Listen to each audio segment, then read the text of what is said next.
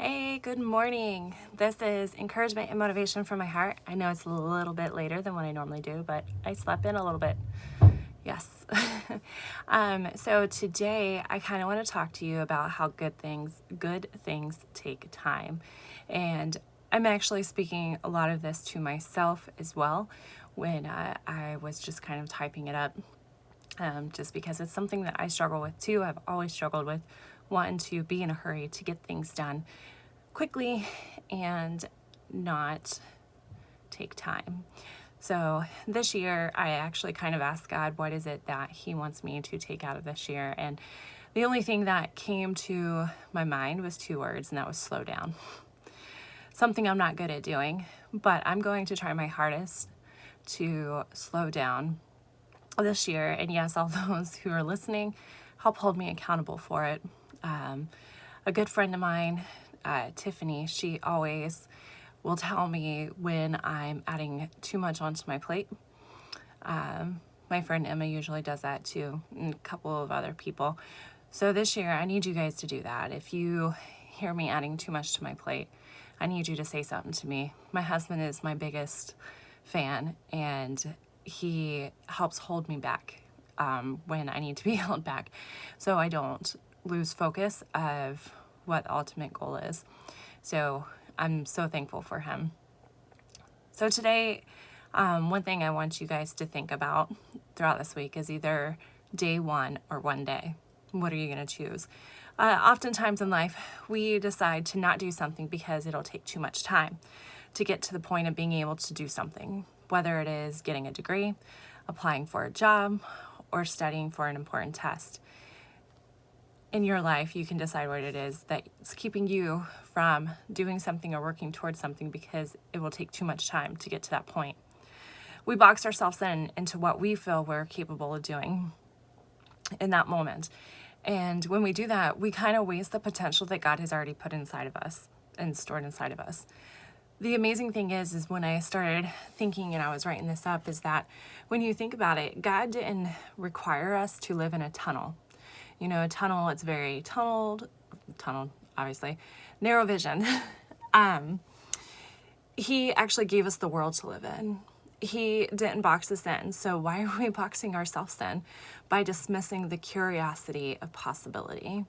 Now, obviously, we have to be realistic when we're thinking about this because, again, good things take time and things aren't going to just magically appear.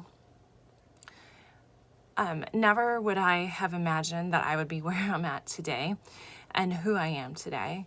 And I have this innate feeling inside of me that God is not done pushing me farther.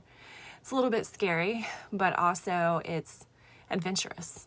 It's kind of fun, and it makes me actually take a step back and to make sure that I'm doing what I need to do so I don't miss that opportunity.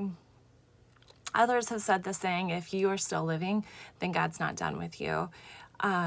If you're a stay-at-home mom, guess what? That's not all that you are and all that you can do. God has given each of us a desire, a passion, and He has given us the world and the people around us to try and figure out how to make that happen. So what are we waiting for? What are you waiting for? Is it going to happen right away? No, I wish. But each day we seek and we take a step forward is another day towards that passion, that desire, that gift that each one of us has. So what if we don't think you are confident enough? Guess what? God is our maker, and He's also where our help comes from. Don't let your frustrations or timidness or doubts keep you from making an impact on others and keep you from taking that step forward. Be bold and courageous and step out of your comfort zone. There's a saying that I actually have on my wall that says, until you spread your wings, you will have no idea how far you can fly. When you think about eagles, when you think about birds and all that, you know, a bird, when it gets ready to leave its nest, it's high up in a tree. Do you think it's probably afraid? Yeah, I would be, because if it doesn't fly, it's pretty much dead. So how the courageous courageous, the boldness to be like that bird and to take a leap of faith. And then you'll know when you spread your wings how far you can fly. God has given us the resources. He's given us the time. He's given us the ability. So what are we waiting for? What is that curiosity that's been inside you, or that desire, that passion that's been inside you, and you look at it and you're like, oh, there's no way that I can do that. There's no possibility. Well, guess what? There is, because it's inside you. So what steps can you make towards getting there? You know, a lot of people make what they call vision boards. You know, it's just kind of like a visual to help you keep on track as far as your goals and your desires for the year. And whether that be fitness or job or just, you know, taking that next step in whatever it may be. Maybe that might be a good thing for you. Write it down. Have it in front of you, because when you do that, then it's a constant reminder.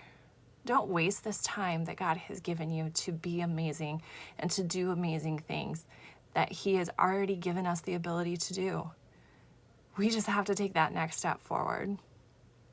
So I, along with hopefully you, will figure out what is that next thing that God wants us to do.